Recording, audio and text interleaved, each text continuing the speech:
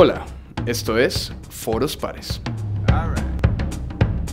Durante el mes de junio, la Fundación Paz y Reconciliación, con el apoyo de Open Society Foundation y FESCOL, realizamos el ciclo de foros Gobernanza Democrática de la Seguridad Ciudadana. Capacitamos a cerca de 500 precandidatos que participarán en las elecciones locales 2019, fortaleciendo su conocimiento en temas de convivencia y seguridad ciudadana. Invitamos a precandidatos de todos los partidos y movimientos del espectro político con la idea que la seguridad es un derecho de todas y todos los ciudadanos y no un debate político. Para esto invitamos a expertos nacionales e internacionales quienes compartieron su experiencia y conocimiento en seguridad y convivencia ciudadana. Estos son los expertos.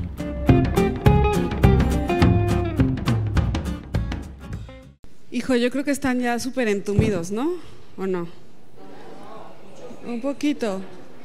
Porque si estamos como súper entumidos, igual podemos pararnos un minuto y estirarnos y luego regresamos y nos ponemos, ¿no? Mejor. Me lo pongo más cerca, claro. Pero un poquito, porque ya deben de estar. Sí, eso.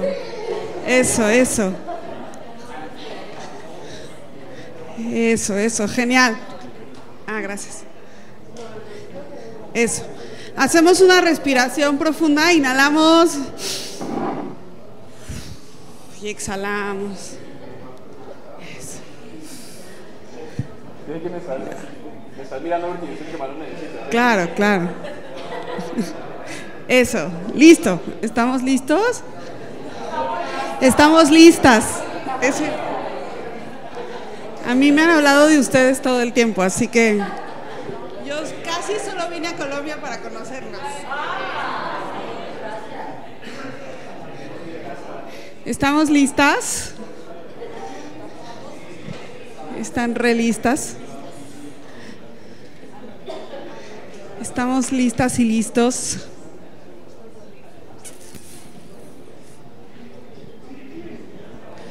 Bueno.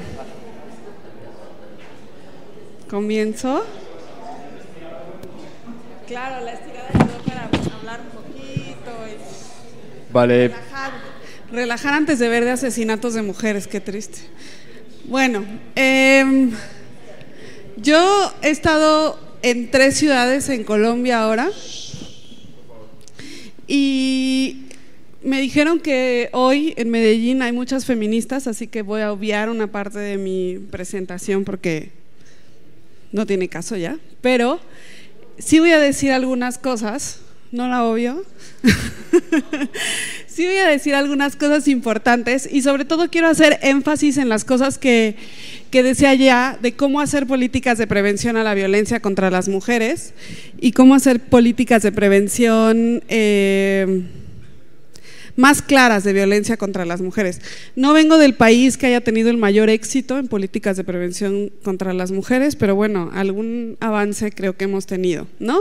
Si nos quieren contactar después, estamos aquí en el Instituto de Liderazgo Simón de Beauvoir y me encanta esta foto porque creo que resume exactamente lo que todas las mujeres del mundo queremos, que es estar vivas, libres y sin miedo. Creo que las de estamos listas no me respondan, pero quizás la parte masculina del auditorio del día de hoy nos puede responder ¿qué es el género? Si suelto la pregunta al aire. Solo pueden responder los hombres. ¿Qué es el género?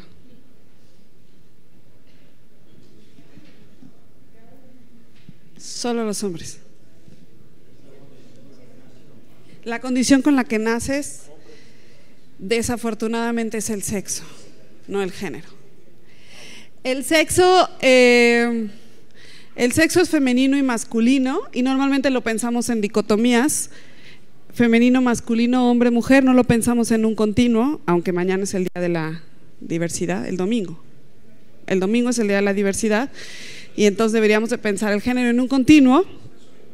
Todo el mes es el mes de la diversidad sexual y debíamos de pensar todo el género en un continuo, pero en realidad el género es una construcción social que basa su construcción en las diferencias sexuales o las diferencias sociales que distinguen a los sexos, ¿no? Cuando pensamos en sexo pensamos en femenino y masculino, cuando pensamos en sexo pensamos en hombre y mujer, cuando pensamos en género pensamos en masculino y femenino. Y en realidad tiene que ver con pensarnos en estructuras de significado y en roles y atribuciones sociales que nos han dado a lo largo de la historia, ¿no? Esto que las feministas llaman el patriarcado o llamamos el patriarcado, lo que quiere decir es que existen relaciones jerarquizadas entre los sexos, ¿no? Y eso ha implicado diferencias y desigualdades entre mujeres y hombres, y eso tiene implicaciones en las relaciones entre mujeres y hombres, y eso tiene implicaciones en la violencia contra las mujeres, o la violencia en razón de género, que se dice ahora, ¿no? El patriarcado implica que tenemos diferentes lugares en la estructura social, mujeres y hombres, y diferentes responsabilidades. Alguien me hizo el énfasis en decir que porque tenemos diferentes relaciones mercantiles, ¿no? O sea, estamos valorados, nuestro trabajo está valorado de diferente forma en el mercado, lo que implica que los hombres se dedican, ay, yo no le entiendo ahora, estoy como mareada en la altura de Medellín, entonces tal vez por eso no es cierto, simplemente no sé cómo funciona esto. Entonces, los hombres se dedican a las tareas de producción, salen de la casa a trabajar y reciben un sueldo, y las mujeres normalmente se han dedicado a las tareas de reproducción. Hoy también decimos de cuidado, ¿no? O sea, no solamente nos dedicamos a tener hijos, sino a cuidarlos hasta que ya son viejísimos, además. No sé, algunas de ustedes todavía, ¿no? Claro, ¿no? Algunas… Mi abuela todavía me cuidaba cuando yo llegaba, hace un año yo llegaba a casa de mi abuela y todavía me daba de comer cuando me sentía mal, ¿no? O sea, las mujeres tienen estas labores de cuidado hasta muy larga la vida, pero en realidad también implica una relación de subordinación entre hombres y mujeres, ¿no? En donde se ha visto como el papel de la producción en el mercado fuera, que recibe un sueldo, como algo mucho más importante que el trabajo de cuidado. En ese sentido, o el trabajo reproductivo. Y ya no decimos solo reproductivo porque las mujeres ahora solo tienen 1 o 2 hijos, no tienen 7, 8, 10, ¿no? Pero en realidad sí nos dedicamos al trabajo de cuidado. La división sexual del trabajo que se da en el patriarcado implica entonces que nosotras tengamos esta tarea de cuidado y los hombres las tareas productivas o exclusivamente o mayoritariamente en el mercado laboral. Muchos me han dicho en estos días, pero claro, las cosas han cambiado ahora que las mujeres ya están en el mercado laboral, y sí, medianamente han cambiado, las mujeres están ahora en el mercado laboral, pero la carga del cuidado sigue sobre las mujeres, ¿no? Entonces, a eso es a lo que llamamos doble y triple y cuádruple jornada laboral, ¿no? O sea, tenemos que llegar a la casa a preparar el lunch del día siguiente de los niños, a hacer tarea con ellos, a doblar ropa, a cocinar para el día siguiente y demás, ¿no? Entonces eso es lo que llamamos la segunda o tercera jornada laboral. En algunos casos mujeres que trabajan doble vez, o sea, en 2 trabajos y después en su casa. Esto también implica que los hombres, también me han dicho mucho en estos días, es que los hombres ahora ya ayudamos más en casa. Bueno, noticia, no deberían de ayudar, es su trabajo y deberían de cumplirlo como el trabajo de las mujeres, ¿no? No es una ayuda que dan los hombres a las tareas reproductivas o de cuidado, sino también debería de ser una división justa y equitativa del trabajo. En este sentido, lo que implica es que las mujeres normalmente o hemos estado prioritariamente en el espacio doméstico, ¿no? El espacio doméstico es el que se aprecia como el espacio exclusivo de las mujeres. Incluso no sé si todavía en México se usa la expresión todavía, en el siglo XXI. A veces me confundo porque pienso que estamos hablando como de 1834, pero todavía en el siglo XXI usamos la expresión cuando te cases vas a tener tu casa, ¿no? Y siempre se la dicen a las mujeres, nunca le dicen a la pareja van a tener su casa o armar su espacio, ¿no? O sea, el espacio de la casa todavía es un espacio que se ve como muy exclusivo de las mujeres. Las mujeres son las que lo decoran, las que lo ponen, las que lo ven, las que lo viven, las que lo procuran.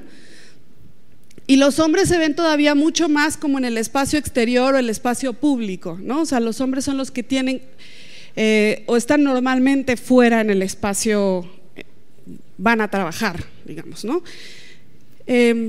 Sin embargo, vamos a ver a lo largo de la presentación que el espacio más inseguro para las mujeres justo es el espacio privado y el espacio de lo doméstico, ¿no? A pesar de que se consideraría que es el espacio más seguro. Por otro lado, en términos del uso del tiempo, el tiempo de las mujeres suele ser circular, un tiempo que no tiene fin. Yo siempre pienso si algún día descansamos. Yo no sé, a todas las compañeras que están aquí, ¿algún día descansan?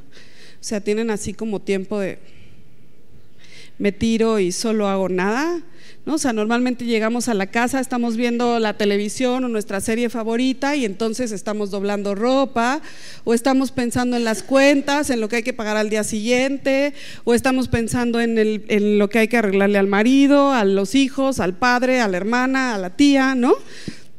Los hombres sí se pueden dar el lujo de hacer una pausa mientras ven el fútbol. Por ejemplo, hoy vamos a ver a un montón de hombres haciendo una pausa para ver el Colombia-Chile, que me han dicho todos los días que soy. Y por otro lado, las mujeres pues son las que van a preparar las botanas, llevar las cervezas, ¿no? Generar el ambiente propicio, y si el marido les llega con invitados, pues atenderlos, ¿no? Y además estar disponibles como si ellas no hubieran trabajado nada. En términos de valoración, esto tiene consecuencias importantes porque en realidad el trabajo de las mujeres es un trabajo no reconocido al ser no remunerado, ¿no? O sea, normalmente se dice, las mujeres que se quedan en su casa no hacen nada. Yo no conozco a una sola mujer que se quede en su casa y no haga nada, así, nada. Normalmente tienen todo un trabajo de cuidados, doméstico, están todo el tiempo trabajando, nunca han dejado de trabajar, pero no tiene un valor económico ni un prestigio social, ¿no? Incluso a nosotras como feministas muchas veces nos hace replantearnos sobre el valor del trabajo de cuidados, ¿no? Muchas veces nosotras también hemos dicho, esa mujer que no salió al mercado laboral, la verdad no hace nada. Hay que pensarlo dos veces, ¿no? El trabajo doméstico y de cuidados aporta 20% al PIB de las economías nacionales, más o menos. Y para los hombres, bueno, pues siempre está la retribución económica y el prestigio social. Yo tengo a varias amigas que han decidido, tienen hijos chiquitos, que han decidido dejar de trabajar fuera de casa, y entonces lo que más extrañan suele ser esto: el prestigio social y la retribución económica, ¿no? Dicen, en el mercado laboral, pues a mí me validaban mi trabajo, me daban un sueldo, y el día que alguien no me hacía caso no pasaba nada. En mi casa, mis hijos, todo el tiempo nadie me hace caso, todo el tiempo tengo que estar peleando, mi marido nunca reconoce lo que yo hago y demás, ¿no? Este es una de las cosas que más hemos estado trabajando desde economías feministas, además para la valorización del trabajo doméstico y de cuidados. Gracias. Ahí podemos decir que entonces, si nacemos desiguales, hay estereotipos vinculados a esta construcción de género. No estamos desiguales solo por cómo nos expresamos sexualmente, digamos, porque unos tengan vagina y otros tengan pene, sino porque hay una construcción social vinculada a los valores que se nos otorgan como tales. A las mujeres normalmente se nos piensa como sumisas, pasivas, dependientes o tiernas, con características de liderazgo menos valoradas y con menor poder. Y a los hombres se les piensa normalmente como dominantes, controladores, competitivos, agresivos o violentos, con características mucho más valoradas en el sentido de la competencia política, lo que les da más poder. Si ustedes piensan en su práctica política y como mujeres políticas, nosotros trabajamos mucho con mujeres políticas, y una de las cosas, por ejemplo, que más dicen las mujeres políticas es que cuando ellas son muy agresivas, por ejemplo en materia de competencia, o gritan mucho para establecer un punto, lo que sea, siempre les dicen, ahí viene la histérica, ¿no? O sea, ahí viene la histérica, ahí viene la loca, seguramente le está bajando, está hormonal, quién sabe qué está diciendo, ya va a gritar, por favor no me chilles, ¿no? Mientras que cuando un hombre grita se le dice, este hombre es un gran líder, ¿no? Es un gran líder, velo cómo habla de fuerte, las manos cómo las coloca con potencia. Este hombre tiene potencia sexual, ¿no? Y una mujer, ya está hormonal, está bajando, quién sabe qué está diciendo, ya, ¿no? Entonces siempre hay como esta valoración de que las mujeres deberíamos de tener estas características. La desigualdad de poder genera violencias cuando las mujeres buscan contrastar estos paradigmas o estos estereotipos, cuando buscan liberarse de esos estereotipos, pero también generan violencias del simple uso, abuso y ejercicio del poder, ¿no? Entonces, el poder, digamos, existe y es interseccional, ¿no? O sea, no solamente hay más poder entre hombres y mujeres porque la sociedad nos ha atribuido diferentes características, sino que también los blancos tienen más poder, las personas de clase alta tienen más poder y pues sí, los blancos, no indígenas, no negros, no mestizos, tienen más poder, ¿no? Entonces el poder en realidad es interseccional, no es únicamente entre hombres y mujeres, y las desigualdades en ese sentido son también interseccionales, ¿no? Para ejercer poder hay una voluntad de uso de poder y hay un discurso hegemónico detrás del uso del poder, ¿cierto? O sea, siempre hay hegemonías que nos dicen cómo deberían de ser las cosas y que invisibilizan también las necesidades de los otros, ¿no? Un poco las cosas que les decían antes, como de ir a las comunidades a preguntarles qué quieren. Hombres blancos de pronto entienden que hay que ir a preguntarle a la gente lo que necesita, wow, ¿no? O sea, ese es como las nuevos discursos de, pues sí, de comprender los problemas, pero que tienen que ver con la no imposición de soluciones desde los hombres blancos, ¿no? Los hombres blancos que se sientan en escritorios. Detrás del ejercicio del poder hay voluntades, hay formas de ver el mundo, hay hegemonías, hay ideologías, y también hay un grado diferenciado de poder en las relaciones sociales, ¿no? O sea, en las relaciones sociales nucleares o familiares hay poder, decía Foucault, la microbiología del poder. O sea, hay poder en todas las relaciones sociales, en todas las relaciones sociales atraviesa la perspectiva de poder. El poder puede o no ser violento, ¿no? O sea, aquellos que somos papás sabemos que existe poder en las relaciones familiares, ¿no? O sea, uno al final del día tiene la última palabra, y si el niño está haciendo un berrinche, pues uno tiene la última palabra. Bueno, normalmente, ¿no? Entonces, normalmente. Pero hay relaciones de poder en todas las relaciones sociales. Esto no implica que todas las relaciones de poder sean relaciones violentas. Sin embargo, hay violencia en las relaciones de poder, ¿no? Y la violencia se distingue cuando esas conductas son o no son, hacen o dejan de hacer un daño al otro, ¿no? Entonces, ¿hasta aquí vamos todos bien y juntos? No sé. Y entonces es en esta expresión de la desigualdad que se da o en términos de poder o de violencia que empezamos a hablar del continuo de la violencia de género, ¿no? Para ponerles algunas cifras quizás o no quizás tan dramáticas, ¿no? En México hay 46.5 millones de mujeres de 15 años, que es como más o menos un 40% de la población, somos 120, estamos hablando como de 40% de la población, ¿no? A ellas las entrevistaron y resulta que el 60% dijo que al menos ha padecido un incidente de violencia emocional, económica, física, sexual o de discriminación. Yo pienso que si hoy hiciéramos de nuevo esta entrevista, saldría más alto, porque acaba de pasar el fenómeno del Me Too, ¿no? Entonces mucha gente que no tenía claro qué relaciones había vivido de violencia, se empieza a dar cuenta que lo que hemos naturalizado en realidad es violencia, ¿no? Pero bueno, lo importante es que aquí 7.5 mujeres son asesinadas al día, 15.466 son desaparecidas, más de 50.000 tenemos víctimas de trata, y de estas no todas son mexicanas, tenemos colombianas, venezolanas, centroamericanas y de mucho tipo, víctimas de la delincuencia organizada. Estamos hablando de algo así como 36.5 violaciones sexuales por día, Y otro tipo de violencia tremendamente terrible del Estado es que no tenemos legalizada la interrupción legal del embarazo más que en la Ciudad de México, pero sí está permitida por violación o cuando la salud de la madre está en riesgo. No debe ser sorpresa decirles que tenemos como, no me acuerdo el número preciso, pero algo así como 1000 mujeres en la cárcel por haber abortado, muchas veces por haber llevado un aborto involuntario incluso en muchas ocasiones, y en otras muchas niñas que se les niegan la interrupción legal del embarazo a pesar de haber sido violadas. Hace 2 semanas la Suprema Corte de Justicia le ordenó al Estado de Aguascalientes que tenía que permitir la interrupción legal del embarazo a una niña de 11 años que había sido violada, porque no le querían hacer la interrupción legal del embarazo, ¿no?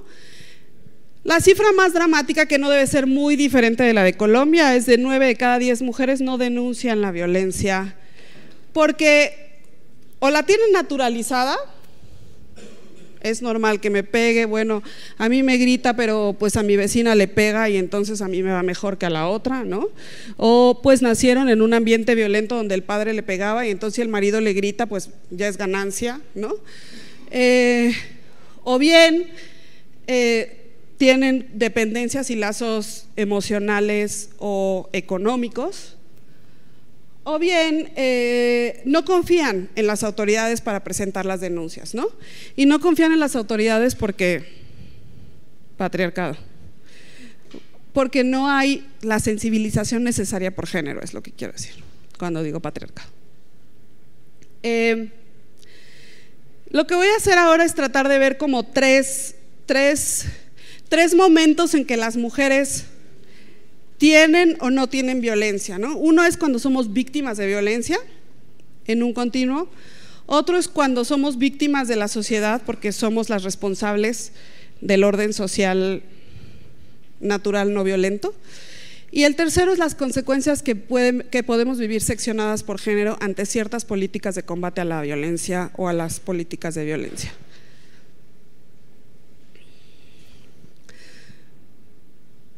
Todas aquí son o han sido o van a ser candidatas, ¿no?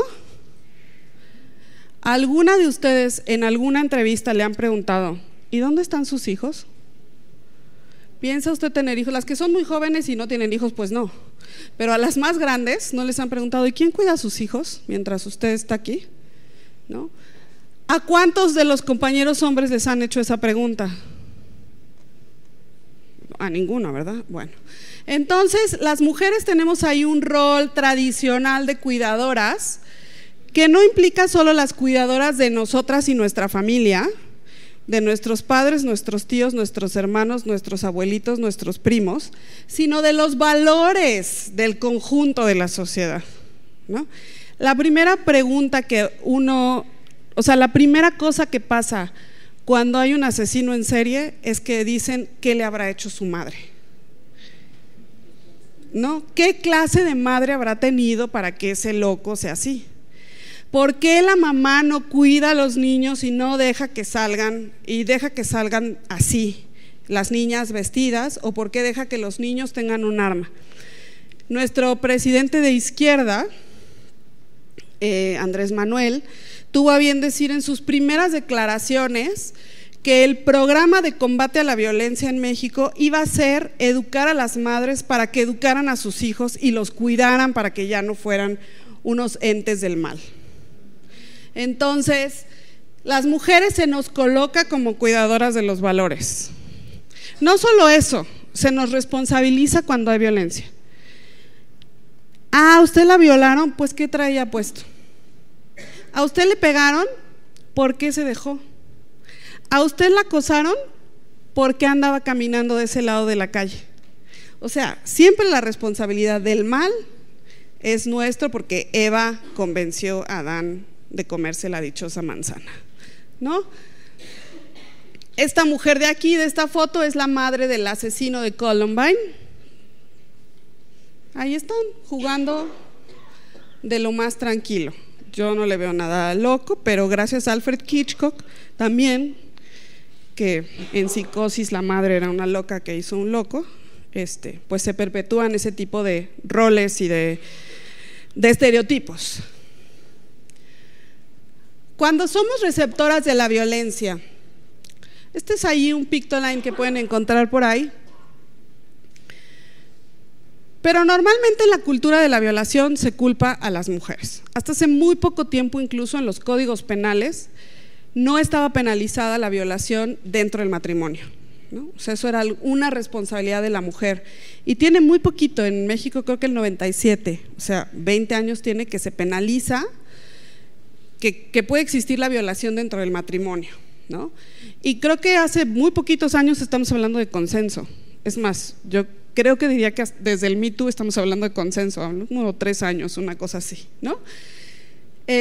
No estábamos hablando de consenso en ese nivel, ¿no? O sea, y qué limita el consenso y cosas así. Pero bueno, normalmente podemos decir que la violencia que viven las mujeres es diferente a la de los hombres, por 2 razones.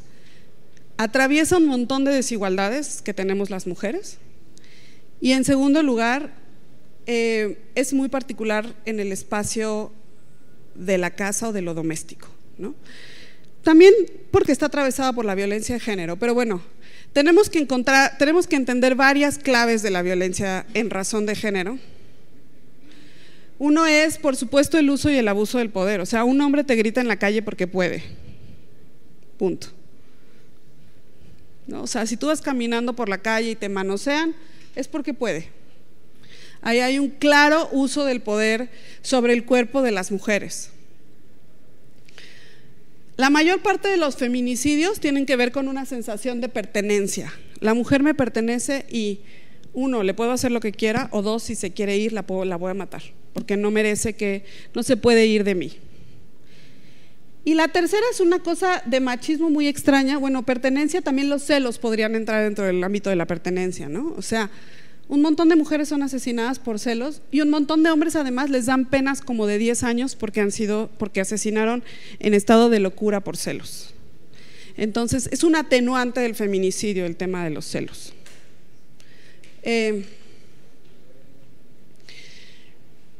A ver, a mis colegas feministas, ¿qué ven en esto? En el de la mamá que dice: no se te ocurra ponerme la mano encima jamás. Mamá, hazlo por nosotros, actúa. No vean el de abajo, pero ¿qué ven en esto mis colegas feministas? La carga sobre la víctima, ¿no? O sea, una política pública, esta es de la Comunidad de Madrid, una política pública que dice: la responsabilidad de salir del ciclo de violencia depende de las mujeres. No debería ser noticia de nadie decir que una mujer víctima de violencia rara vez puede salir por sí sola del círculo de la violencia. No es posible. Necesita un grupo de apoyo, necesita una red de apoyo, necesita amigas que le digan: amiga, date cuenta, ¿no? Necesita un montón de cosas. Increíble que una política pública ponga la carga de la violencia sobre la víctima, la carga de la salida del círculo de la violencia sobre la víctima, ¿no? Entonces aquí un buen o buena feminista modificó y dijo: papá, hazlo por nosotros, no maltrates, ¿no? O sea, ¿de quién es la carga del maltrato? De vuelta, ¿no? Volvemos al estereotipo. Nosotras en México tenemos esto que hizo el Instituto Nacional de las Mujeres, que se llama el violentómetro, que nos permite reconocer los diferentes niveles de violencia de género, y empieza desde bromas hirientes hasta feminicidio, ¿no? Lo que esto trata de explicar es que la violencia de género es un continuo que va en avance todo el tiempo, ¿no? Empieza con una broma pesada, empieza con un: ay, qué gacho, qué fea te ves. Empieza con un: no salgas así porque te ves un poco ridícula. Empieza con: ay, yo no me pondría eso porque te ves un poquito gorda, ¿no? Y termina matando a las mujeres. ¿Esto quiere decir que el que te hace una broma pesada te va a matar? Bueno, no, o sea, evidentemente no. Lo que quiere decir es que el continuo de la violencia de género es algo que podemos ir viendo en diferentes niveles para ir previniendo la violencia de género, ¿no? O la violencia en razón de género. Cuando estamos por aquí solo hay señales de alerta de las que es sencillo salir con ayuda terapéutica. Cuando empezamos a estar por aquí ya se necesita una intervención, y cuando estamos por aquí, si el Estado no interviene, es altamente posible que las mujeres mueran. Aquí estamos hablando de agresiones, amenazas de muerte, golpes, violencia física y demás, ¿no? Cuando estamos hablando de esto, ya tenemos varios indicios de que puede terminar en feminicidio esa historia de violencia. Esta es una gran herramienta, es una gran herramienta de difusión de los niveles de violencia, y la hay como en diferentes niveles, y la ponen siempre afuera de los eventos y la andan publicando por todos lados, y hay anuncios y demás. Entonces, la violencia, digamos, es un continuo.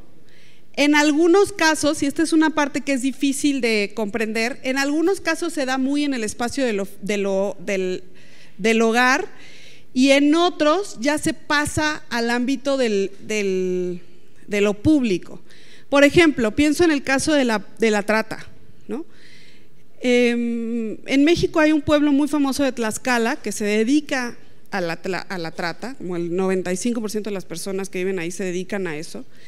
Y lo que hacen es enamorar chicas, por ejemplo, en estados de la República, o enamorar migrantes, ¿no? Y son encantadores los famosos leoninos.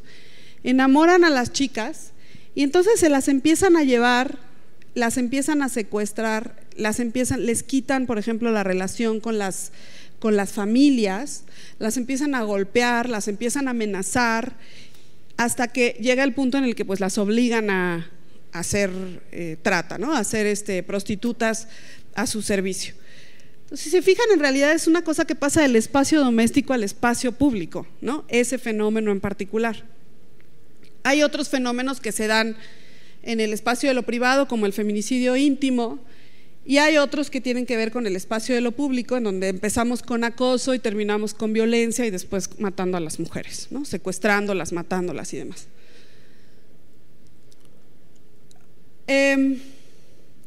En México en particular, nosotros no tenemos los datos desagregados al nivel que los tienen ustedes.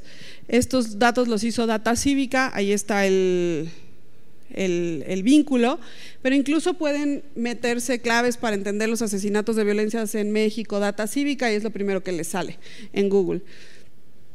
Lo hicieron con una encuesta del INEGI, pero nos faltan datos en México para hacer un poco lo que les hizo Ariel, ¿no? La mayor parte de los hombres en México viven violencia en el ámbito público, es rosita con rayas. Esta es la violencia contra las mujeres en el espacio público, y esta es la violencia contra las mujeres en el hogar. ¿Se fijan cómo es mucho más grande? O sea, bien decía Enrique, el primer expositor, que en México mueren más hombres. Sí, mueren más hombres, mueren 45 de cada 100,000. En mujeres estamos hablando entre 10 y 18, dependiendo del pico de violencia. Pero de esos 10 y 18, 6 son en el hogar. O sea, ¿no? Entonces sí es diferente la forma en que se vive la violencia en el hogar. Y voy a hablar de dos casos en particular: el tema de la violencia sexual, bueno, después tomaré algo de acoso callejero, pero el tema de la violencia sexual y los feminicidios. Estas cifras no son de 2015 a 2018, son cifras que hicimos nosotras en el instituto, es una gráfica que hicimos, y tomamos poquitos años, porque esto de arriba es la encuesta nacional de percepción de la violencia, la ENVIPE. Entonces, lo que hacen los encuestadores, van y le preguntan a las mujeres: ¿usted ha vivido un acto de hostigamiento o violencia sexual? Y les responden sí o no. En muchos casos los descensos tienen que ver con la confianza de los entrevistadores. Estamos analizando para Chiapas. Para Chiapas hay un descenso del 70% de un año a otro. Eso no es normal, eso es un tema de desconfianza de la encuesta, ¿no? Pero lo interesante es que tenemos una brecha de denuncia frente a la brecha de lo que puede ser que suceda en la realidad, ¿no? Es una encuesta de percepción, entonces puede ser que esté inflada o no, tiene intervalos de confianza raros, pero estamos hablando de un porcentaje de no denuncia de 80%. O sea, ahí ya te habla de un problema de confianza con las instituciones, ¿no?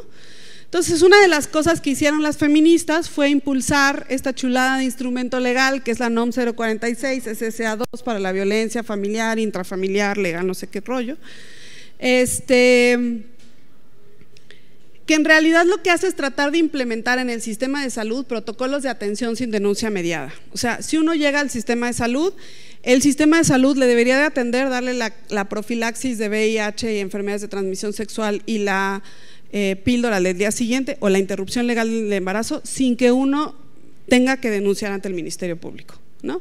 Entonces uno llega y dice, fui víctima de violación, y el centro de salud debería de activar todos sus protocolos para que funcione inmediatamente la atención de la violencia sexual. ¿Funciona? Relativamente. En algunos estados todavía los prestadores de los servicios de salud no saben que no tiene que haber denuncia, ¿no? Nosotros hicimos un monitoreo en 3 estados de ver cómo se está implementando la NOM, y entonces muchos prestadores de servicio de salud dicen, no, hay que ir al Ministerio Público a hacer la denuncia, no, aquí no podemos atender eso porque nos vamos a meter en problemas y entonces mejor la mandamos a otro lado. Bueno, la vimos golpeada, pero pues no nos dijo nada, entonces tal vez se cayó, tal vez, o sea, no es muy claro que haya venido golpeada por el marido, ¿no? Entonces, o muchas veces le preguntan al marido si le pueden dar la profilaxis. O sea, ¿por qué, no?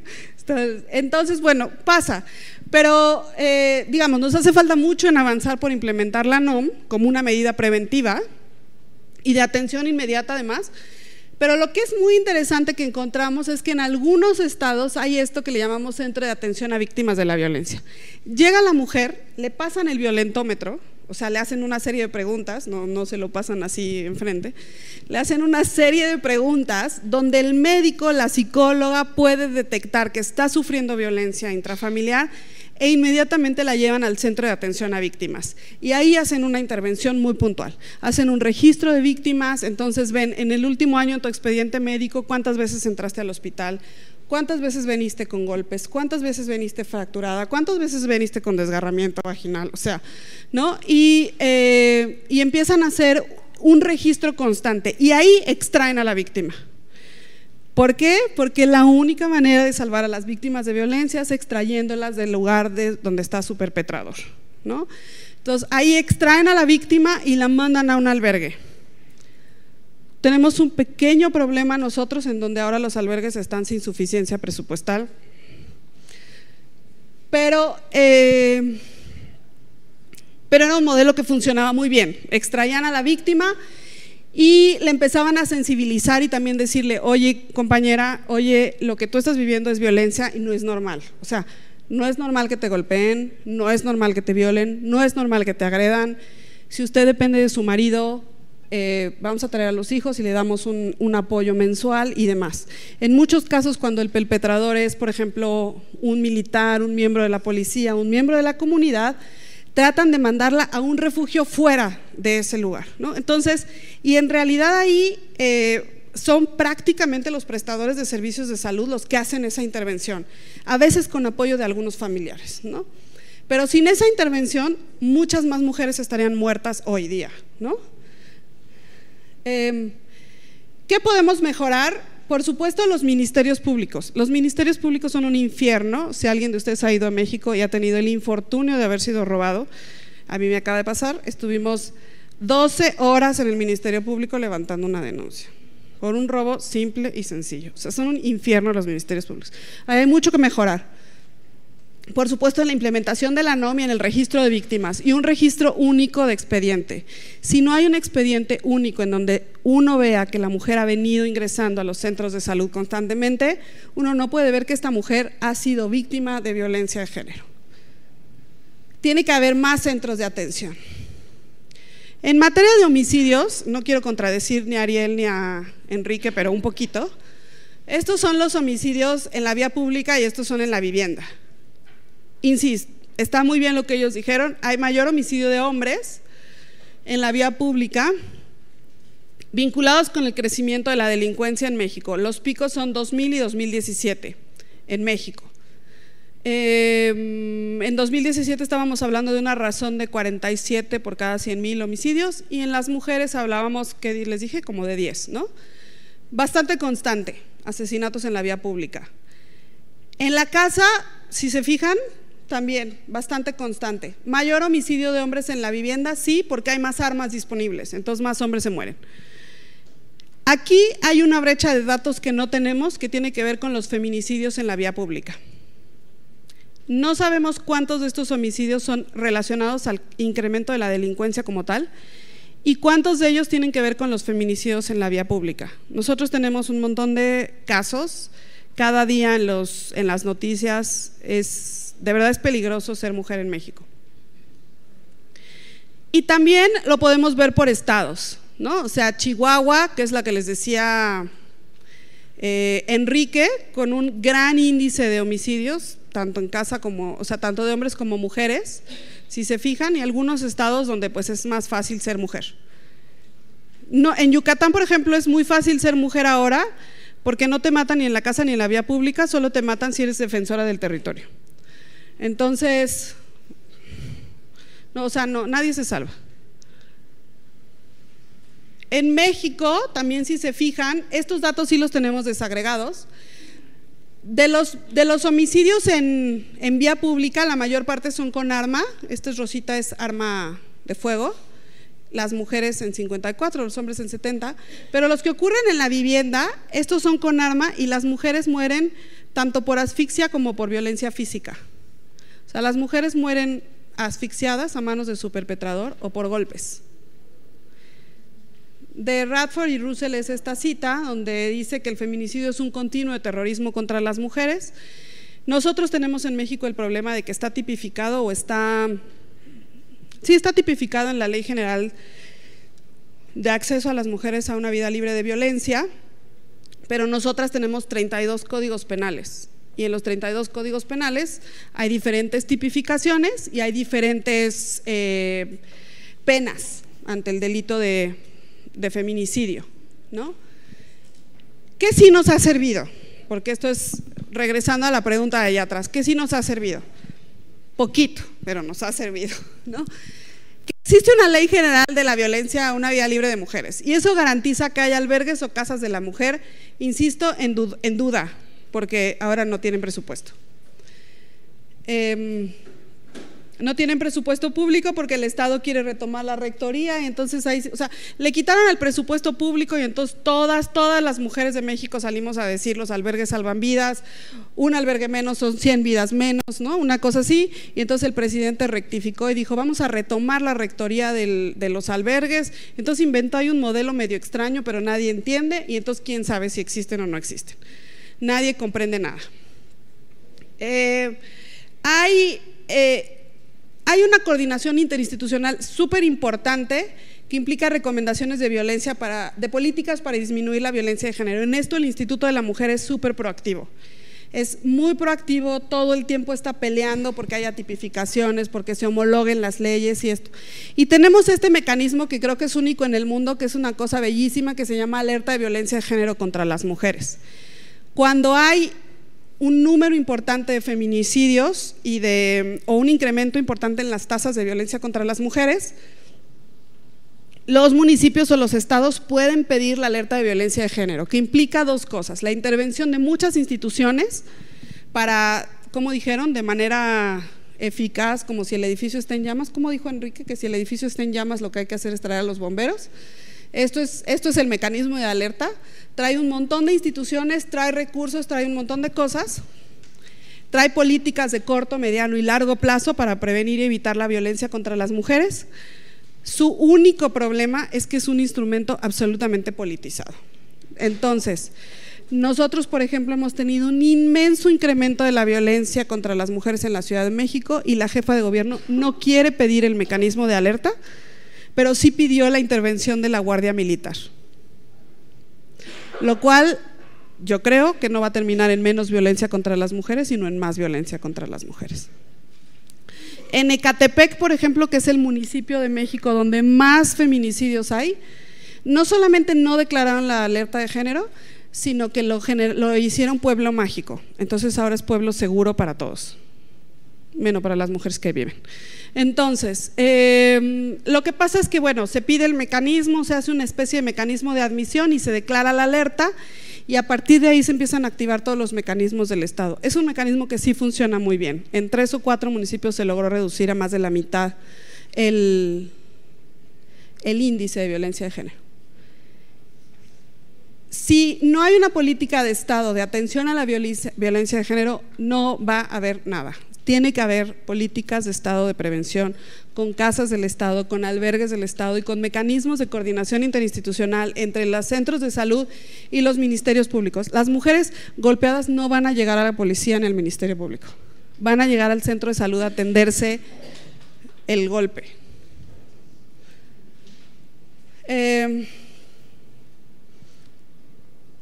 Voy a hablar de Lesbi por última ocasión antes de que se me rompa el corazón de vuelta. Lesbi es… ¿Alguien de aquí ha ido a México? O bueno, ¿saben qué es Ciudad Universitaria? Ciudad Universitaria es una gran universidad, la más grande de México. Tiene el edificio de rectoría precioso con murales de Siqueiros y enfrente un patio, un jardín impresionante. Ahí, en ese jardín impresionante, apareció Lesbi muerta y atada. Antes siquiera de revisar las cámaras, lo que dijeron fue: esa niña se suicidó aquí porque estaba borracha, drogada, y se suicidó y se vino a amarrar aquí.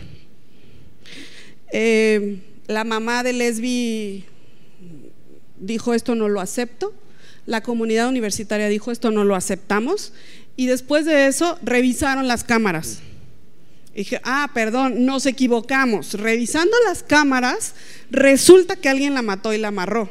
Era difícil que uno se pudiera suicidar y amarrarse así, ¿no? Y un año después la mamá de Lesbi logró que tipificaran el asesinato como feminicidio, porque en realidad la asesinó su novio. Pero inicialmente no querían. Eso nos habla de varias cosas: un montón de prejuicios en la atención de la violencia de género,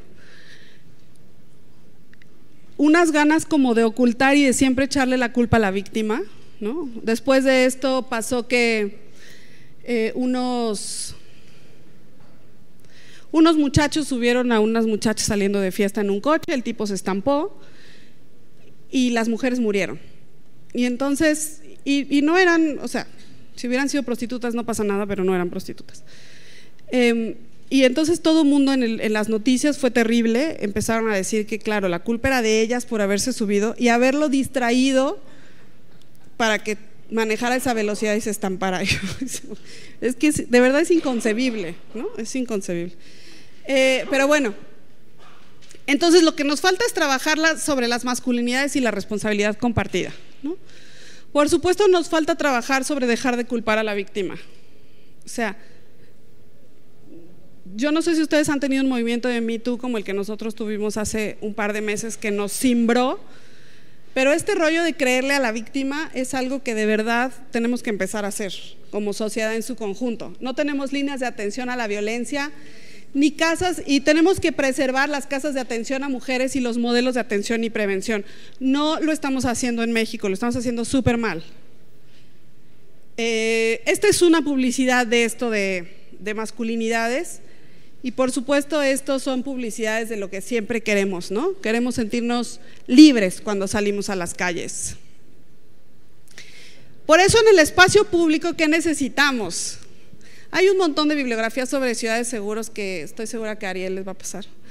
Pero normalmente tienen que ver con luminarias y políticas afirmativas seccionadas por género. Las acciones afirmativas normalmente queremos que sean temporales, porque lo que queremos es una transformación estructural de las relaciones entre hombres y mujeres en el espacio público, ¿no? Hace poco, este es un ejemplo de participación ciudadana para la prevención de la violencia en el espacio público. Hace poco en la Ciudad de México secuestraban mujeres en el metro, muchas. Resulta que subirse al metro era como una de las actividades más peligrosas que existían, porque te secuestraban y la modalidad de secuestro era el oye mi amor. Es decir, les decían… la mujer gritaba, me están secuestrando, y el secuestrador decía, ya cálmate mi amor, ¿no? Entonces les decía a las personas, ella es mi esposa, pero anda medio enloquecida ahorita porque tuvimos un pleito. Entonces la gente le creía al perpetrador, no le creía a la víctima normalmente. Entonces lo que pasó ahí fue que hubo una campaña publicitaria importante como para decir, oye, si alguien te está diciendo me están secuestrando, créele, para empezar, ¿no? En segundo lugar, las organizaciones de mujeres, entre ellas Data Cívica, mapearon dónde estaban los secuestros y le dijeron a la jefa de gobierno, ¿me pones en todos estos donde están pasando un policía mínimamente? Nos pones un montón de despliegue de policías y nos pones Uber, y Uber también reaccionó y empezó a poner carros gratis afuera de esas estaciones de metro para que las mujeres no puedan ser secuestradas, y de ahí se redujo la tasa de secuestro en cero, pero bueno, hubo una guerra en Twitter y un montón de cosas, ¿no? Entonces sí se puso el problema como algo que tenía que ser contribuido, pero es una cuestión de participación ciudadana, ¿no? Ahí te habla de datos, lo que ya decía Ariel, los datos que son necesarios para saber dónde podemos mejorar y cómo. Se pusieron cámaras, más luces, cosas así. Insisto, las acciones afirmativas deben de ser temporales y debe de haber medidas de mediano y largo plazo que impliquen una transformación de las relaciones entre hombres y mujeres, medidas contextualizadas y seccionadas. Finalmente y rápidamente nada más les hablo de algunas de las consecuencias estructurales cuando se aplica la justicia, particularmente la justicia en materia de política de drogas contra las mujeres, ¿no? Las mujeres han estado sufriendo prisión alta, penas altas de prisión y un abuso de la prisión preventiva. El día de ayer o antier, X Justicia para las Mujeres sacó un reporte donde habla de 3,000 mujeres con penas de 10 años o más por traficar con un paquetito de cocaína o 1 kilo de cocaína, ¿no? Hago el símil, hay hombres con 10 años de prisión por haber matado a una mujer en estado de celos. Entonces, en realidad lo que nos tenemos que preguntar es, ¿qué onda con las mujeres y cómo las estamos metiendo a la cárcel, ¿no? ¿Qué onda con el abuso sobre el cuerpo de las mujeres cuando van a la cárcel? Normalmente son víctimas de tortura sexual, de trata incluso. ¿Qué onda con los chavitos cuando mandamos a las mujeres a la cárcel, la red de cuidados? ¿Y cómo impartimos justicia que comprenda a las mujeres? Como conclusión diré, y las feministas siempre vamos a decir esto, las políticas de género, sí hay políticas que podemos implementar de un país a otro, por supuesto, como las políticas de albergues y no sé qué, pero también tienen que estar centradas en las necesidades del contexto y tienen que tener todas las políticas que existan, todas tienen que preguntarse qué efectos tiene esta política en las mujeres, todas. Y en todas tenemos que preguntarnos qué estereotipo está atravesando esta política y cómo va a tener impacto de género en las mujeres, siempre, para todas las políticas que existan en todos los países del mundo. Nos tenemos que preguntar cómo estamos fomentando el estereotipo, un poco lo que hizo la Comunidad de Madrid, ¿no? O sea, la Comunidad de Madrid estaba muy preocupada en reducir la violencia de género y nadie lo niega. Lo hizo a través de fomentar un estereotipo. Siempre nos tenemos que preguntar cómo afectan las políticas a las mujeres. Y tenemos que tratar de comprender que un trato igual no elimina la desigualdad. A donde tenemos que ir es a la desigualdad que existe en esa sociedad en particular. Si en esa sociedad en particular el problema es el acoso callejero porque genera secuestros, vayamos a eso, ¿no? Para toda política se requieren siempre acciones afirmativas para que el trato diferenciado supla esta desigualdad existente, políticas estructurales, políticas de protección especial y generar alternativas para la protección eficaz de las mujeres. Y ahí se las dejo porque las veo muy desanimadas. Solo digo que eso, nos queremos libres, seguras y sin miedo. Muchas gracias, Ana Joaquina. Ana Joaquina Misch, desde México. Un poco Ana Joaquina, perdón. María Joaquina, Ana, el asunto de cómo pensar la gobernanza democrática y también cómo esto que se llama el tema de las mujeres, que no es el tema de las mujeres ni la agenda de género, sino que son los problemas de la mitad de la población de todos los pueblos del mundo, se ponen al centro del tema de la democracia. Porque me parece que siempre la ponemos muy fácil en las agendas políticas, como que fuera un tema nuestro, o un tema de violencia, o un tema de género, y no un tema estructural, por donde empezaste un poco, que es el tema de la desigualdad. Y entonces lo que se piensa es cómo nosotras podríamos dar un salto importante, porque siempre en política y con el protagonismo que tenemos las mujeres hoy en la política en general, no solo en Colombia, sino alrededor del mundo, este que se llama tema sale para capturar votos, pero una se preguntaría cómo pensarnos realmente la cuestión de los problemas y las necesidades de las mujeres como un asunto de redistribución, y entonces es poner al centro la desigualdad para pensar en políticas públicas redistributivas. Y esto porque básicamente la desigualdad es el asunto hoy central a la democracia. Entonces un poco como que pudiéramos pensar, si lo conoces, o para el caso de México, cómo pensar en poner al sujeto mujer al centro de la pregunta de la seguridad ciudadana, pero no como un sujeto posible de ser victimizado, sino como el sujeto que mejora la democracia en tanto se le redistribuye poder e ingresos. Mi pregunta también va dirigida más a pensar, en este caso, lo que tú planteabas de las campañas y el enfoque que se le ha dado a las mujeres como responsables de la violencia, y así queramos hacer sensibilización frente a la violencia, siempre se termina responsabilizando a las mujeres y muy invisibilizados los hombres frente a la responsabilidad de esta violencia. Entonces, esta parte para plantear lo que se ha dicho frente a una mirada estructural, es decir, si nosotras partimos de unas políticas de seguridad donde las mujeres somos el 52%, efectivamente lo que tendrá que pensarse es en estrategias de seguridad que mejoraran la protección y la vida de las mujeres por fuera de la matriz sensibilización y persuasión. Entonces, en ese caso, pues hay un ejemplo, tú lo ponías y quisiera que también te refirieras a él, un poco porque cuando se habla de los lugares de albergue, ahora las mujeres, lo que estamos es otra vez sancionando a las mujeres que tienen que huir, los albergues en este caso pensados solamente como la salida rápida de las mujeres, sino como qué hacemos con estos, con los victimarios, con los violentadores, con los que hacen el ejercicio de la violencia, que no necesariamente esté en la matriz punitiva, o sea, que no es mandar a todo el mundo a la cárcel, pero que sí es buscar una comprensión de las medidas no enfocadas en las mujeres cuando quienes ejercen la violencia son los hombres.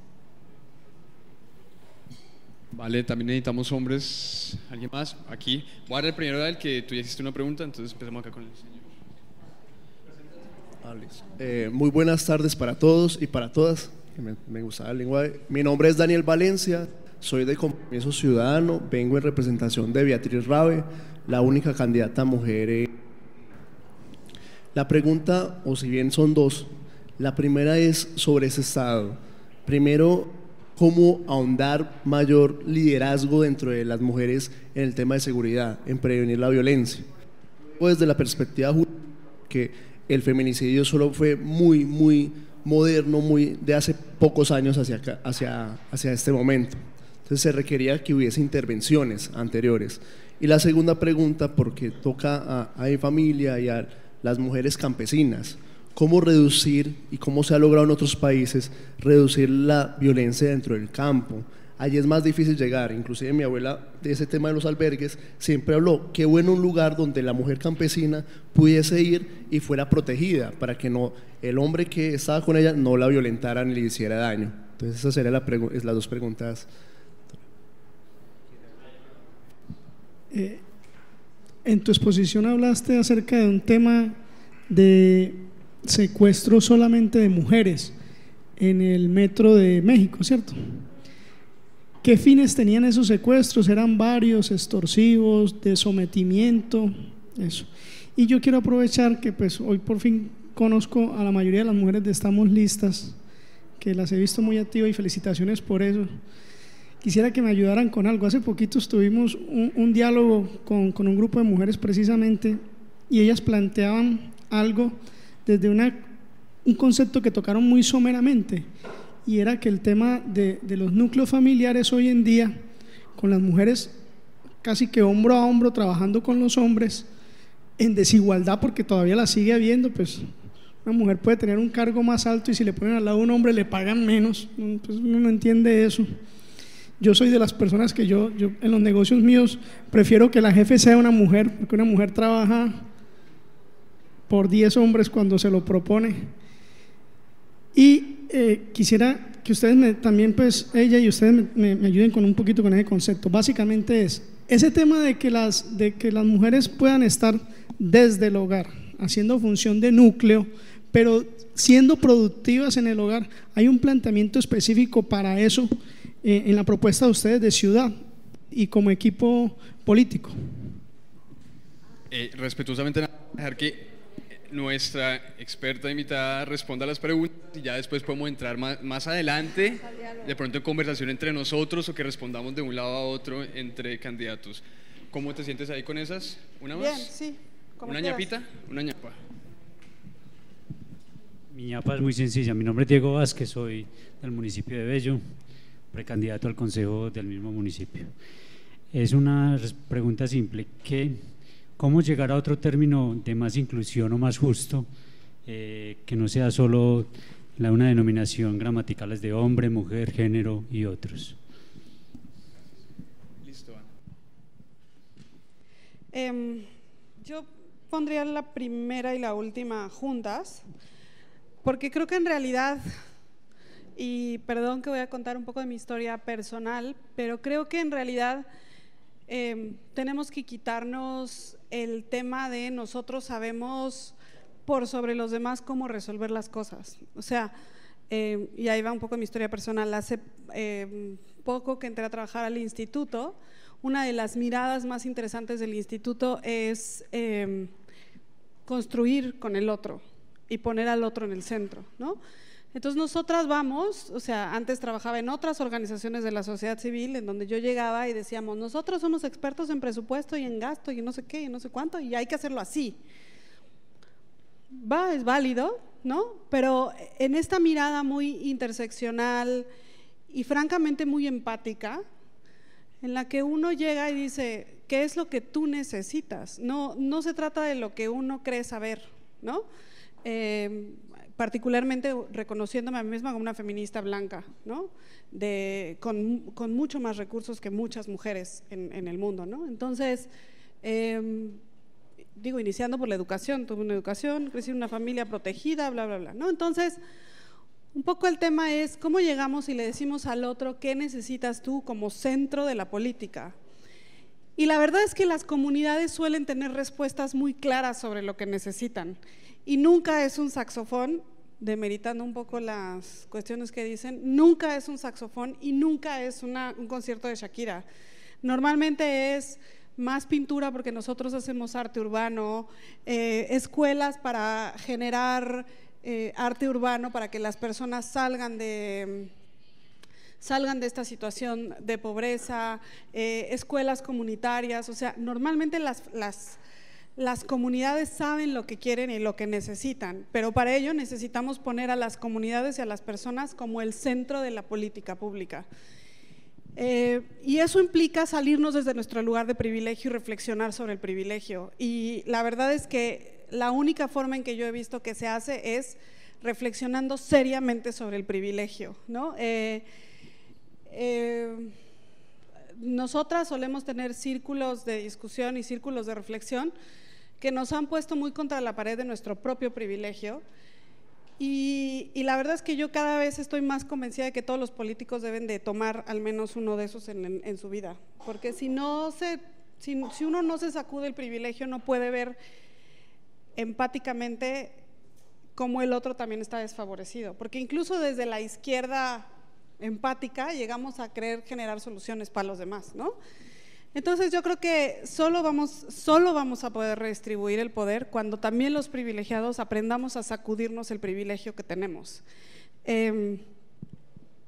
Y eso implica un montón de cosas, porque implica no solamente reconocer que no sabemos todo, sino reconocer que somos parte de la estructura de la desigualdad y fomentamos la desigualdad y vivimos de y por la desigualdad. Y en sociedades como la nuestra, eso es súper difícil de hacer, porque somos sociedades que se simbran y se sientan y se asientan sobre el privilegio y la desigualdad.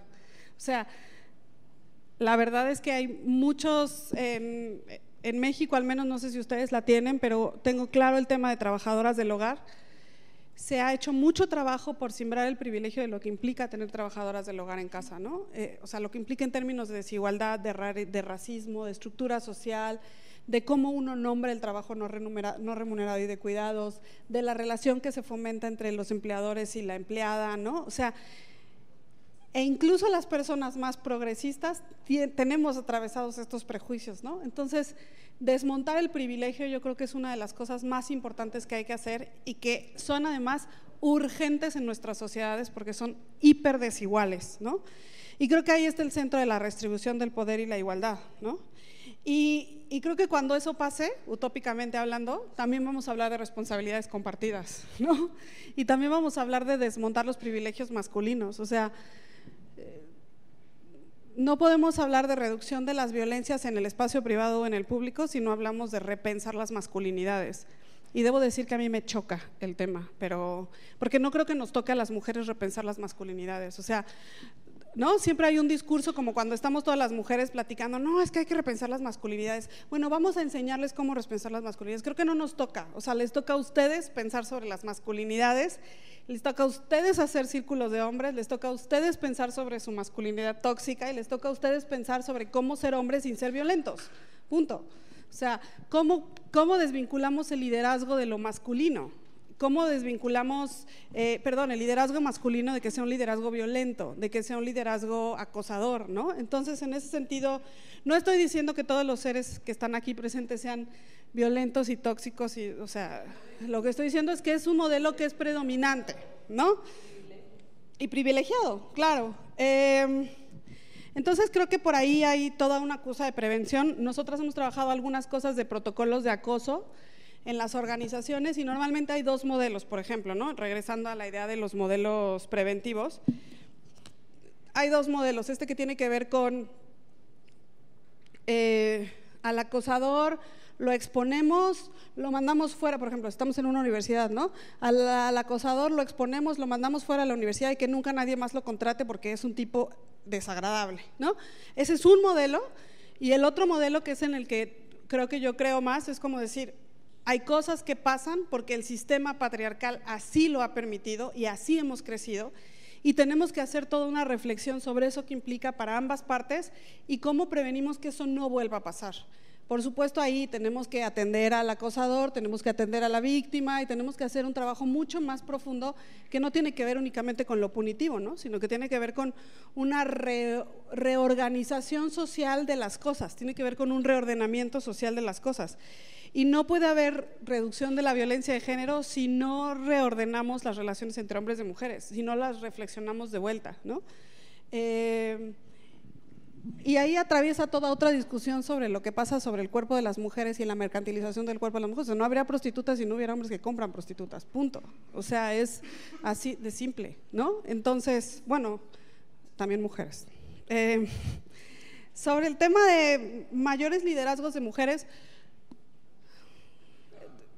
es un tema complicado porque se atraviesa con la palabra empoderamiento y a mí no me gusta la palabra empoderamiento, me gusta la palabra liderazgo porque el empoderamiento implica salir una misma sola contra el mundo y decir, ¡yay! Todo es increíble, yo lo puedo porque yo soy poderosa, ¿no? Y creo que no es así, o sea, es un tema de generación de un liderazgo diferenciado. Las mujeres tenemos un liderazgo diferente que los hombres y así lo tenemos que entender, ¿no? En muchos espacios hay mujeres. A mí misma me ha pasado y por eso digo, perdón que atraviese lo personal, pero en las mujeres lo personal es político y ya está. Entonces, ¿no? ¿Qué pasa? Uno llora en una reunión, lo que le acaba de pasar a Theresa May, estaba renunciando a su partido, a un modelo, a sacar a su país del Brexit y se le quebró la voz durante un segundo. Y la crítica no fue sobre el excelente discurso que dio, sino sobre la posibilidad de que se le haya quebrado la voz. O sea, las mujeres tenemos que ejercer un liderazgo distinto y dejar de ser tan cabronas las unas con las otras. O sea, si no ejercemos ese liderazgo diferenciado, nunca jamás vamos a reconocer que está bien llorar en público, que está bien tener emociones, que está bien ser pasionales y que además los hombres también lo son. O sea, esta idea de que no, es que los hombres son súper racionales cuando toman decisiones.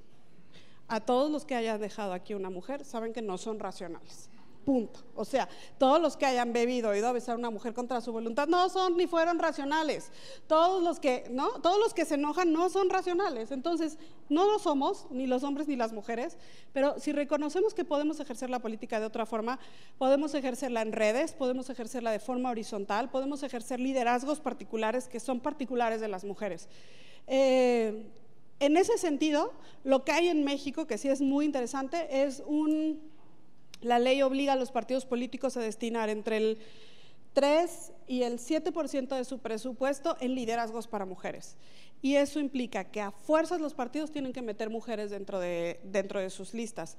Hoy día 50 y 50, ¿no? Empezamos con un 20, luego con un 30, hoy día 50-50.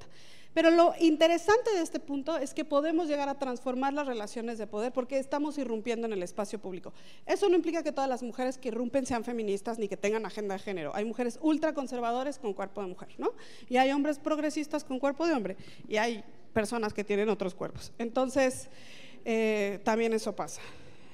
Sobre lo que pasó en el metro de la Ciudad de México, los fines de los secuestros eran desde violación a las chicas hasta trata, hasta destino para trata y demás, ¿no? O sea, el tema de los secuestros en la calle en la Ciudad de México es una cosa, en la Ciudad del Estado de México es una cosa francamente de que varios alcaldes debían haber renunciado, pero ustedes saben que en México tenemos los más altos índices de impunidad, me parece que del planeta Tierra y más allá. Y sobre las mujeres del campo creo que pasa igual, o sea, tiene que haber lo que pasa en el campo sobre todo tiene que ver con un poco de las expectativas de las mujeres, o sea, muchas veces el tema de plantar expectativas de las mujeres es lo que hace la diferencia. O sea, en muchos programas se ha comprobado que cuando las mujeres tienen expectativas de vida, es que cambia su ciclo de vida. ¿Qué quiere decir esto? Cuando una niña cree que su única posibilidad es a los 15 años estar embarazada y vivir en la casa de su suegra, ese es el camino que busca. Pero cuando esa niña cree que tiene la posibilidad de llegar a la universidad o jugar fútbol para Colombia y ganar un trofeo, o ser científica o ser matemática o estar parada, o sea, ahí cambian sus expectativas de vida y por eso es tan importante invertir en mujeres. Es importante invertir en mujeres para que nos vean en la política, o sea, para que nos vean en los estadios de fútbol, para que nos vean ocupando el espacio público. Mientras no ocupemos el espacio público, las niñas no tienen esos referentes. Yo, por ejemplo, a mis hijas, tengo 2, vieron el mundial de fútbol y dicen qué lindo, qué padre que podemos ser jugadoras de fútbol, ni les interesa el fútbol ni les gusta, pero ya la posibilidad de pensar, podemos ser esto, podemos ser chef, podemos ser científicas, podemos ser lo que nos dé la gana, cambia las expectativas de las mujeres y cambia por supuesto la dinámica de los hogares. Y creo que respondí a todo, y si no, luego lo platico. No, te agradezco un montón. Muchísimas gracias, Ana Joaquina.